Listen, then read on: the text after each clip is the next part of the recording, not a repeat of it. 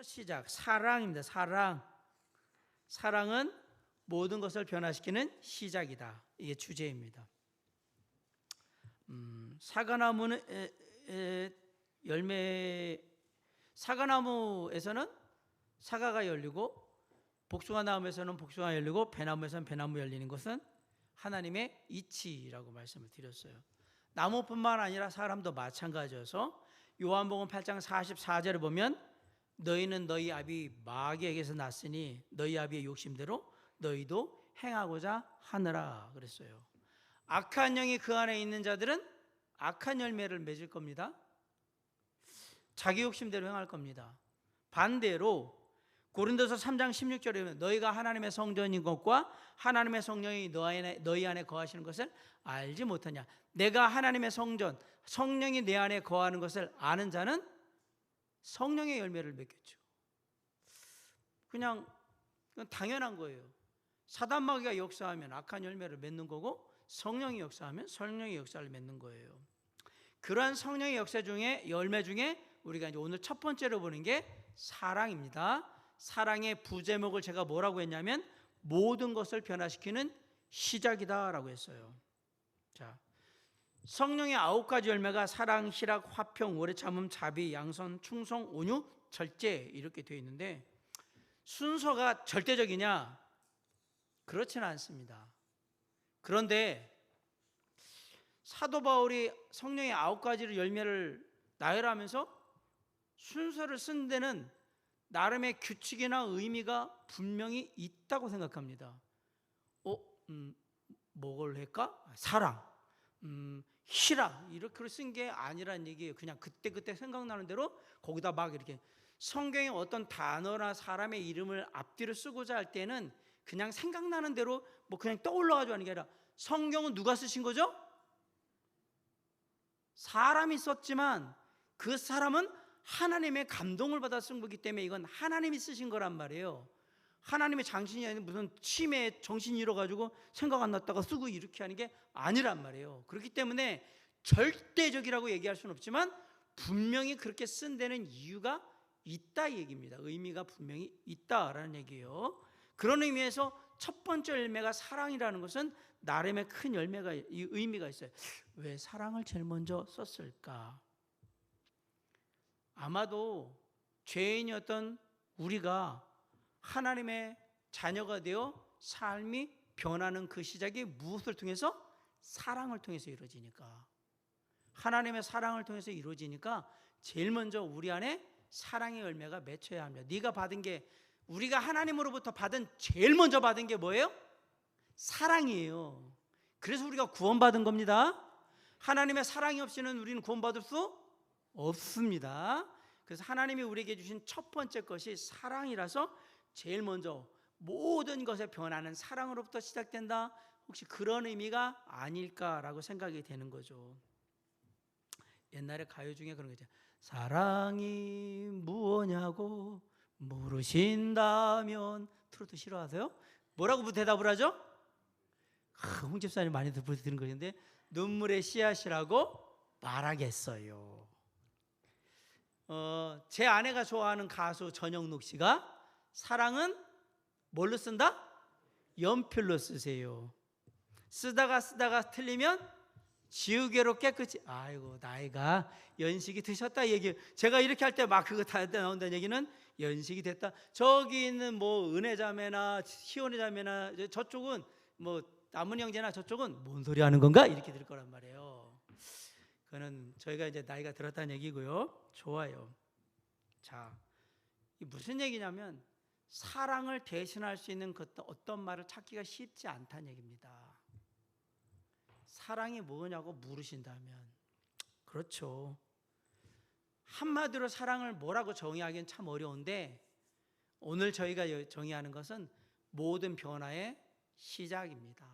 사랑은 우리를 변화시키고요. 우리를 죄인에서 의인으로 마귀의 자식에서 하나님의 자녀로 바꾼 이 모든 시작은 사랑으로 이루어졌고요. 하나님의 사랑이 있었기에 우리의 삶은 변할 수 있었다. 그 얘기를 하는 거예요. 자, 그러면 사랑은 뭘 변화시키는가? 세 가지를 변화시키는데 첫째, 사람을 변화시켜요. 인생을 바꿔, 인생을. 요한복음 3장 16절로 17절에 하나님이 세상을 이처럼 사랑하사 독생자를 주셨으니 이는 그를 믿는 자마다 멸망하지 않고 영생을 얻게 하려 하심이라. 하나님이 그 아들을 세상에 보낸 것은 세상을 심판하려 하심이 아니요 그로 말미암아 세상이 구원을 받게 하려 하심이라. 하나님이 여기 이 땅에, 예수 그리스도가 이 땅에 오신 건 심판하러 오신 게 아니에요. 먼저 목적이 뭐예요? 구원하러 오셨다는 얘기예요. 사랑으로 우리를 구원하기 오셨단 말이에요. 고린도후서 6장 18절은 이렇게 얘기합니다. 너희에게 아버지가 되고 너희는 내게 자녀가 되리라. 전능하신 주의 말씀이니라. 하나님은 나의 아버지고 우리는 그분의 자녀가 된다라고 했어요. 우리는 예수 믿기 전에 우리는 사탄 마귀의 자식이었어요. 그게 예수 믿고 하나님의 자녀로 바뀌게 된 겁니다. 어떻게 가능했을까? 내가 뭐 해서? 내가 열심히 선행을 해서 사람들한테 좋은 사람이라고 칭찬받아가지고? 아닙니다. 이 모든 변화는 하나님의 사랑부터 시작된 겁니다. 그 사랑은 모든 변화의 시작이라고 말씀을 드린 거예요. 요한서 4장 19절에 우리가 사랑함은 그가 먼저 우리를 사랑하셨습니다. 우리는 사랑을 할 줄을 몰라요. 제가 말씀드리는 그 사랑은 에로스, 인간의 어떤 육신적인 사랑을 말하는 게 아니에요. 하나님의 말씀하시는 아가페나 필레오 같은 그런 사랑을 인간은 못합니다. 그런데 그런 인간인 우리가 하나님의 사랑을 흉내낼 수 있게 된 것은 우리 안에 하나님이 사랑을 부어 주셨기 때문입니다. 우리를 사랑하셔서 예수 그리스도 하나님을 이 땅에 보내셨고요. 예수 그리스도 하나님을 통해서 우리를 사랑하시기에 우리의 모든 죄와 허물을 대신 지시고 십자가에 달려 죽으심으로 말미암아 그것을 믿는 모든 자들에게 하나님의 자녀가 되는 특권을 주셨어요. 하나님의 사랑이 우리를 하나님의 자녀로 바꿨다. 그래서 사랑은 모든 변화의 시작이다. 요한서 4장 7절에 사랑하는 자들아 우리가 서로 사랑하자. 사랑은 하나님께 속한 것이니 사랑하는 자마다 하나님께로부터 하나님을 알고. 사랑은 누구에게 속한 것이다? 하나님께 속한 것이다. 하나님께 속한 것이다. 그래서 찬송가 436장에 나 이제 주님의 새 생명 얻은 몸 옛것은 지나고 새 사람이로다. 그 생명 내 마음에 강같이 흐르고 그 사랑 내게서 해같이 빛난다. 영생을 맛보며 주 안에 살리라. 오늘도 내일도 주 함께 살리라. 2절에도 뭐라 그러면 주 안에 감추인 새 생명을 얻었다라고 했고요. 3절에도 산천도 초목도 새 것이 되었다고 그랬어요. 왜? 주님의 사랑으로 우리가 변했기 때문에 그래요. 예수 그리스도의 사랑을 경험한 자들의 찬양인 거예요. 다 변한 거예요. 하나님의 사랑을 경험하면 죄인도 원수도 뭐로 변한다고요? 죄인도 원수도 죄인 원수로 그들 있다 이게 아니고 친구로 변한다. 사랑하면. 사랑에는 모든 것을 변화시킬 수 있는 능력이 있습니다. 우리는 무엇으로 변화되었다? 하나님의 사랑, 우리 주 예수 그리스도의, 특별히 우리 주 예수 그리스도의 구원의 은혜, 사랑으로 변화되었다. 사랑은 사람을 변화시킨다. 제가 변한 건 하나님의 크신 사랑 덕분입니다. 여러분이 변한 것도 하나님의 크신 사랑 덕분입니다. 둘째로 뭘 보냈냐? 사랑은 보이지 않는 것을 보게 하고요, 보이는 것을 보이지 않게 변화시킵니다. 이 말이 뭘까? 보이지 않는 것을 볼 수 있게 한다? 요한복음 14장 8절로 9절에 보세요. 빌립이 이르되 주여 아버지를 우리에게 보여주옵소서. 그리하면 족하겠나이다. 예수께서 이르되 빌립아, 내가 이렇게 오래 너희와 함께 있을 때 네가 나를 알지 못하느냐? 나를 본 자는 아버지를 보았거늘 어찌하여 아버지를 보이라 하느냐? 제자들이 하나님을 보여달라고 그랬어요. 그랬더니 나를 본 자는 아버지를 보았거늘. 보았거늘이라는 얘기는 이미 봤다. 봤고 지금도 너희들은 하나님을 보고 있다라고 얘기한 거죠. 그런데 제자들 눈에는 하나님이 보이지 않아요. 진짜 주님을 사랑했다면 보였을 건데, 내가 너희들을 사랑한 것을 너희들이 깨달아 알았다면 보였을 텐데, 제자들은 보지 못했다라는 얘기거든요. 그러면 이게 제자들의 문제냐? 오늘날 우리의 문제도 같습니다. 하나님을 내게 보여달라고 막 부르짖는 사람은 답은 없습니다. 요한일서 4장 12절에 어느 때나 하나님을 본 사람이 없을 때 만약 우리가 서로 사랑하면 하나님이 우리 안에 거하시고 그의 사랑이 우리 안에 온전히 이루어지느니라. 우리가 서로 사랑하면 하나님이 우리 안에 거하시고, 그 얘기는 우리 안에서 하나님의 사랑이, 하나님이 나타나 보여진다라는 얘기잖아요. 세상 사람들이 얘기해요. 하나님을 보여달라고. 그럼 우리가 하나님은 영이어서 안 보여 라고 얘기를 합니다. 그렇지만 그렇게 얘기하면 세상 사람들이 다 거짓말이라고 얘기할 거예요. 그런데 사도 요한은 그렇게 얘기하지 않았어요. 우리가 서로 사랑하면 세상에 믿지 않는 사람들이 우리를 통해서 누굴 볼 수 있다? 하나님을 볼 수 있다. 뭘 통해? 사랑을 통해서. 서로 사랑하면.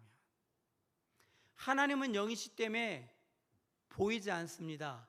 그런데 보이지 않는 그 하나님을 보여줄 수 있는 유일한 방법이 뭐라고요? 사랑하는 거라는 얘기예요. 사랑하면 하나님이 보인다. 왜? 왜 사랑하면 하나님이 보일까요? 왜 하나님이 보일까요? 우리가 찬양 많이 부르는 사랑의 주님 닮기 원하네. 죄송합니다. 하나님이 사랑의 하나님이니까 우리가 사랑을 행하면 하나님이 당연히 보이죠. 사랑의 하나님이니까. 그래서 사랑은 보이지 않는 것을 볼 수 있게 해준다라고 얘기했고요. 두 번째로 사랑은 아까 보이는 것을 보이지 않게 해준다고 그랬잖아요. 아담과 하와가 에덴 동산에 살 때 옛뱀 사단 마귀가 와가지고 유혹을 해가지고 선악과를 따먹으러 말미암아서 불순종이라는 죄가 이 땅에 들어왔죠. 그래서 그 아름답던 에덴 동산과 이 세상이 파괴됩니다. 죄로 말미암아 아담과 하와는 죄인이 됐고요. 그리고 참 우리가 아담 하와 아니었으면, 그렇게 안 했으면 에덴 동산에서 평생 같이 영원히 살았을 텐데 생각하죠. 창세기 3장 7절이 이렇게 얘기합니다. 이에 그들의 눈이 밝아져 자기들의 벗은 줄을 알고 무화과 나무 잎을 엮어 치마로 삼았더라. 죄를 범한 자들이 제일 먼저 아는 게 벌거벗은 것을 알았어요. 그 이전에는 벌거벗었는데 벌거벗었다고 생각을 안 했어요. 그런데 아담과 하와가 하나님이 말씀하신 그 상태에서 불순종하자마자 서로를 부끄러워하기 시작했어요. 수치를 가리기 위해서 뭘 썼냐? 나무 잎을 엮어서 앞가리게 치마를 해서 입었어요. 나무 잎을 엮어 치마로 삼았더라. 근데 이거에 문제가 있어요. 나무 잎은 오래 가질 않아요. 나무 잎으로 아무리 엮어보세요. 그게 마르면 다 바스러질 테니까. 이 말은 뭐냐면 나무 잎에 치마를 했다는 얘기는 인간의 수고와 노력으로는 우리의 죄악된 수치를 가릴 수가, 해결할 수가 없다 이 얘기예요. 목사님 또 거기까지 나무 잎을 그렇게 얘기하는 이유가 있어요. 창세기 3장 21절 여호와 하나님이 아담과 그의 아내를 위하여 가죽옷을 지어 입히시니라. 물론 가죽옷도 오래되면 닳겠지요. 그러나 나무 잎으로 만든 치마와 가죽옷은 비교가 안 됩니다. 그 얘기는 뭐냐면 하나님의 손길이 있어야만 우리의 죄악됨, 연약함, 그 모든 것, 수치가 다 가려질 수 있다 이 얘기입니다. 놀라운 사실이에요. 그런데 주님, 아담과 하와한테 뭐하러 가죽옷을 해줘요? 말도 안 듣고 그 따먹지 말라는 선악과 따먹어가지고 세상을 이 모양 이 꼴로 만들고 이렇게 만들었는데 대가를 지불해야죠. 창피한 것도 알고, 그리고 어디다 다니다가 좀 사람들 손가락질 당하고 막 그래야 되는 거지. 이렇게 두시면 됩니까? 그럴 것 같은데 하나님이 그렇게 하질 않습니다. 여러분, 아담과 하와가 죄를 범했을 때, 불순종의 죄를 범했을 때 가장 화가 나고 그 즉각적으로 심판할 때로 그렇게 분노하셔야 되는 분이 누굽니까? 누굽니까? 하나님이요. 근데 하나님이 아무것도 안 하시잖아요. 물론 심판을 하세요. 남자는 죽을 때까지 노동을 해야 될 거고, 여자는 해산에 수고를 할 거고, 뱀 너는 기어다녀. 그러면 뱀은 옛날엔 기어다니는 동물이 아니었다는 얘기죠. 뱀 볼 때마다 생각하세요. 네가 그렇게만 안 했어도 아이고, 그래 열심히 기어다녀라. 얘는 벌을 받은 거잖아요. 성경에 가죽옷을 입혔다는 것은 하나님의 사랑을 보여주셨다는 얘기입니다. 베드로전서 4장 8절에 무엇보다도 열심히 서로 사랑할지니 사랑은 무엇을 덮느니라? 허다한 죄를 덮느니라. 사랑은 보이는 것을 보이지 않게 해주는 거예요. 그게 사랑이에요. 사랑하면 눈에 콩깍지가 세워서 그 안 좋은 결점이 있는데도 연인의 모든 걸 다 사랑해요. 그래서 결혼하는 거예요. 결혼했는데 이제 콩깍지가 벗겨지잖아요. 이런 사람이었어? 후회도 늦어요. 근데 그게 사랑의 힘이에요. 그러면서 알아야 되는 거예요. 나만 콩깍지가 쓰인 게 아니라 내 아내도 나한테 콩깍지 쓰여가지고 나의 이런 부족함과 연약함과 그 어리석은 거를 모르고 한 거구나. 사모님, 제가 그런 거라는 거 알고 결혼했습니까? 모르고 했죠, 그죠? 그때는 몰랐어요. 이제 알고 이제 후회해봐야 소용없는 일이에요. 시간이 지났어요. 저도 마찬가지예요. 근데 그게 왜 가능했냐? 사랑이 모든 걸 덮어버렸기 때문에 그래요.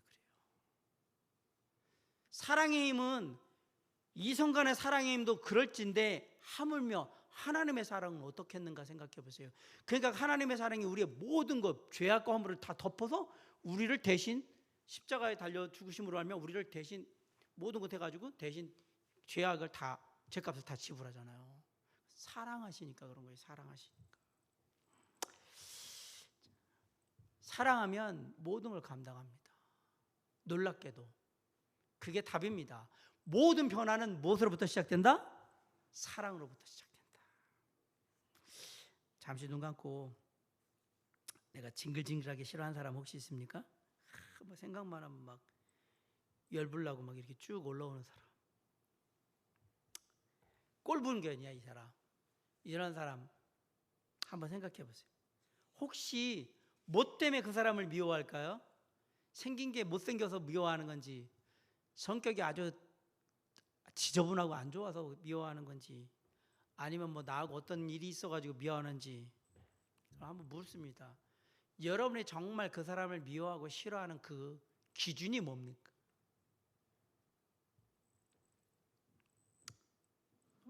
그러면 그냥 알아서 대답하시고요.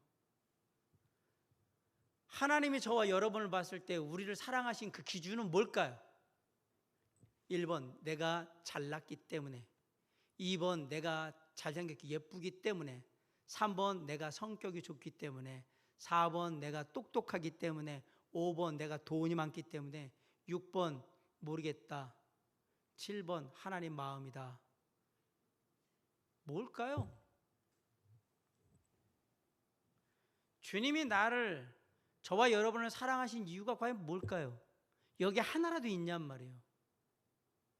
만약에 내가 좀 잘나서, 내가 좀 똑똑하니까, 내가 좀 배웠으니까, 내가 좀 잘생겼으니까, 내가 성격이 좋으니까, 그런 생각한 사람들, 당신은 구원받은 사람이 아닙니다. 저는 100% 확신합니다. 당신은 착각하고 있는 겁니다. 세상에 그런 구원은 없습니다. 주님이 우리를 사랑하신 이유는 없어요. 그냥 만약에 있다면 내가 너를 만든 하나님이니까. 그거밖에 없어요. 나에게서 뭔가 선한 게 있어서 나를 사랑하신 게 아니에요. 그냥 사랑하신 거예요. 그러면 하나님의 주님이 나를 사랑하실 때 내 안에 허물과 죄악이나 이런 어리석음이 없었느냐?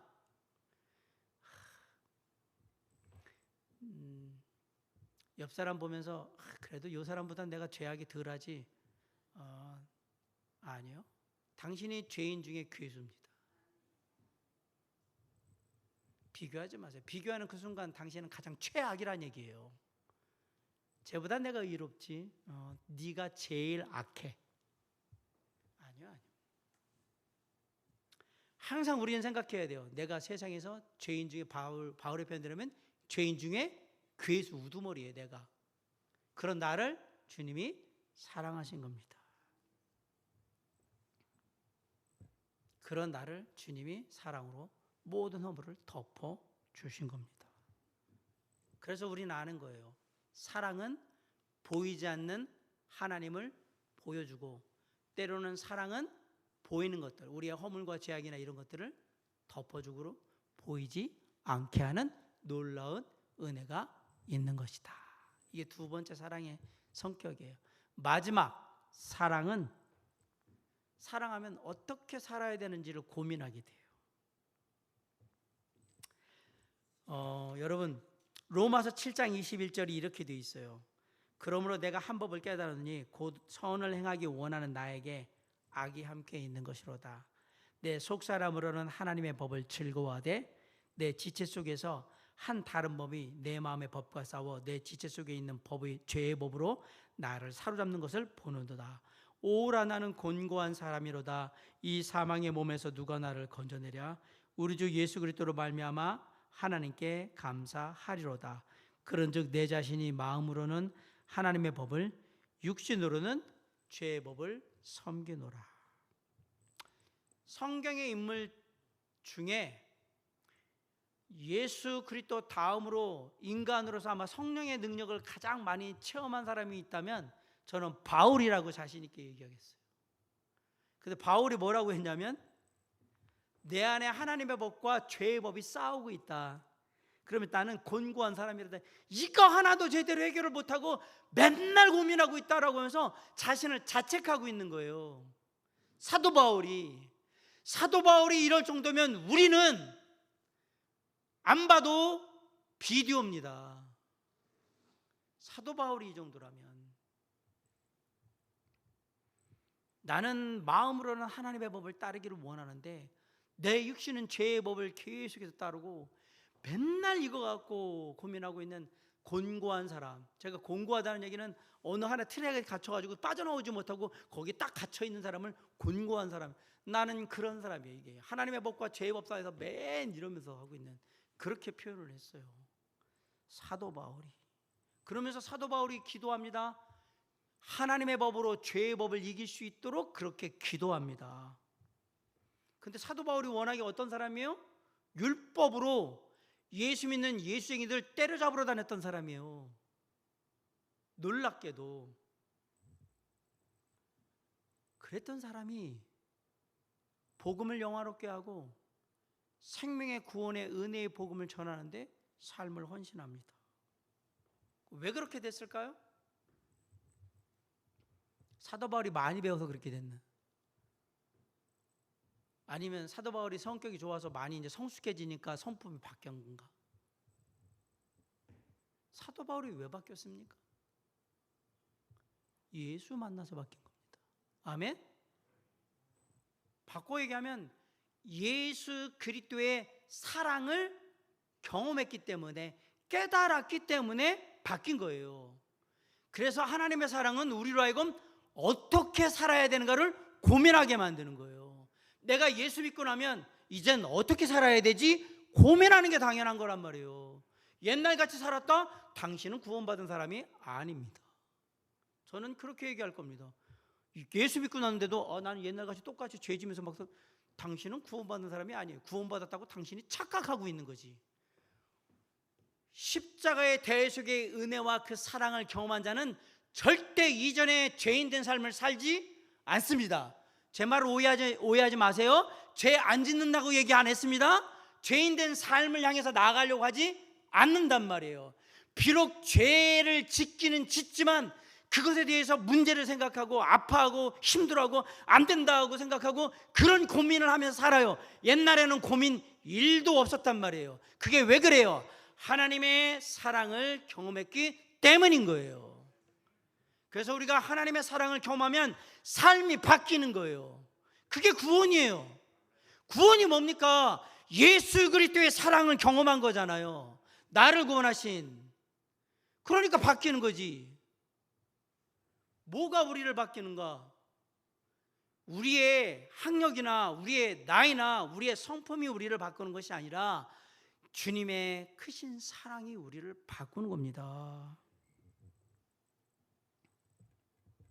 그래서 우리는 우리가 성령을 따라 살아야 되겠구나, 성령의 열매를 맺어야 되겠구나, 이렇게 생각하면서 어떻게 하면 성령의 열매를 맺으며 살까? 이런 것들을 고민하는 거예요. 그러기 위해서 수요일날 지금 이것을 말씀을 나누고 있는 거잖아요. 어떻게 하면 그런 삶을 살까? 로마서 8장 5절에 보면 육신을 따르는 자는 육신의 일을, 영을 따르는 자는 영의 일을 생각한다라고 했습니다. 우리는 뭘 생각하는 사람들입니까? 우리는 영의 일을 생각하는 사람들이에요. 왜? 우리는 구원받은 하나님의 사랑을 경험한 자들이기 때문에 그렇습니다. 생각한다라는 말이 영의 일을 생각한다는 얘기는 전념한다, 거기에 집중한다, 이런 뜻이에요. 하나님의 일에. 그렇구나. 그래서 마태복음 6장에 너희는 6장 3절 너희는 먼저 하나님의 나라와 하나님의 의를 구하라고 얘기했던 거예요. 그러면 나머지 모든 너희의 육신의 필요의 모든 것들을 내가 다 줄 것이다. 그렇구나. 하나님의 사랑을 경험한 자는 영의 일을 먼저 생각하니까 하나님의 나라와 하나님의 의를 먼저 구하려고 했던 겁니다. 그래서 사랑은 자기의 유익을 구하는 게 아니라 하나님의 영광을 구하는 거였던 거예요. 마태복음 6장 30절에 그래서 얘기잖아요. 그러므로 염려하여 이르기를 무엇을 먹을까, 무엇을 마실까, 무엇을 입을까 염려하지 마라. 이는 이방인들이 구하는 것이다. 그러면서 33절에 뭐래? 너희는 먼저 하나님의 나라와 의를 구하라고 하는 거예요. 그렇구나. 사랑은, 하나님의 사랑을 힘입은 자들은 내가 어떻게 살아야 될까, 어떻게 살아야 하나님이 기뻐하실까를 고민하게 만든단 말이에요. 그래서 하나님의 나라와 의를 구하는 삶을 살려고 했던 겁니다. 그렇구나. 그래서 우리의 삶이 그렇게 되는구나. 자, 사랑은 우리에게 세 가지를 이루어줍니다. 첫째는 우리의 인생을 변화시킨다라고 했습니다. 우리는 예수 만나서 우리의 삶이 바뀌었어요. 두 번째, 사랑은 우리에게 보이지 않는 것을 보게 하고 보이는 것을 보이지 않게 하는 힘이 있다라고 했고요. 마지막으로 사랑은 뭘 한다? 우리가 어떻게 살아야 되는지를 고민하게 만들어준다. 그게 성령의 열매인 사랑이었구나 라는 사실을 기억하시고, 우리의 삶 가운데 하나님의 사랑, 우리 주 예수 그리스도의 사랑이 충만함으로 우리의 삶을 변화시킨 그 하나님의 사랑이 더욱더 하나님을 뚜렷하게 세상 사람들에게 보여지게 하며 나의 어리석고 연약하고 죄악된 허물들을 가리는 동시에 더욱더 하나님을 따라 성령의 열매를 맺는 삶으로 우리의 삶을 날마다 고민하게 하므로 조금씩 믿음의 진보를 이룰 수 있도록 이끌어 가시는 귀한 은혜로 우리의 삶에 맺히기를 주님의 이름으로 간절히 축원합니다. 기도하시겠습니다.